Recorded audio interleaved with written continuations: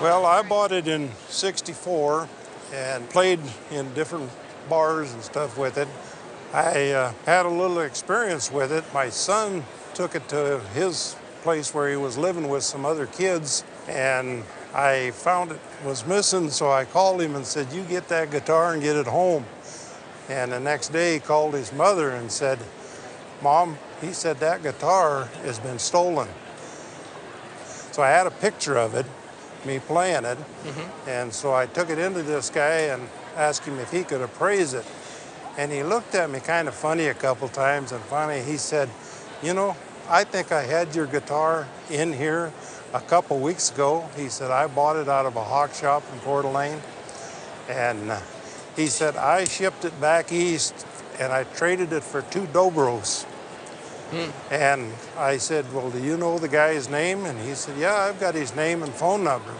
And so I went to the police station and talked to them, and the policeman told me, he said, he will send that back. And he said, he's dealing in stolen goods. And so the guy finally called me and he said, "Well, if you pay the shipping and handling on the shipping it over here and shipping it back," he said, "I'll send it back to you."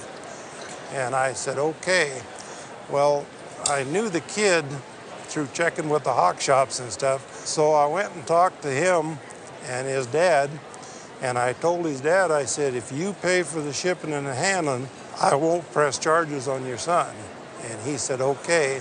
So he did. It cost him $1,300 shipping and handling on that guitar both directions. Wow. So when I got it back, it did have some chips in it and stuff. I was pretty sick about the chips and the strap. It had the regular Fender strap on it. Right. And it was missing. The serial number is on the neck plate on the back of the guitar, and that coincides with what you've said about when you got it. So it's a 1964, and it's a Jazzmaster, and they were starting to do custom colors then, and they would also do a matching headstock.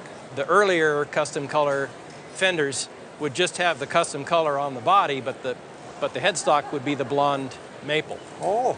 And of course it's that candy apple red right out of the DuPont hot rod paint catalog. Yeah. Despite the chips on the edge of the body, the guitar still shows really well. The paint on the front is in good shape, and the headstock's in pretty good shape. When you got this back in '64, how much did you have to pay for it? I think it was $300. The guitar alone in today's market, in a vintage guitar shop, something like that, would probably sell for about $6,500. And the amplifier would sell for enough, we could almost get the total combination up to 10 grand for the two of them, or get fairly close. So the amplifier is probably easier at the $3,000, $3,500, something like that. So it's a good thing you managed to get it back.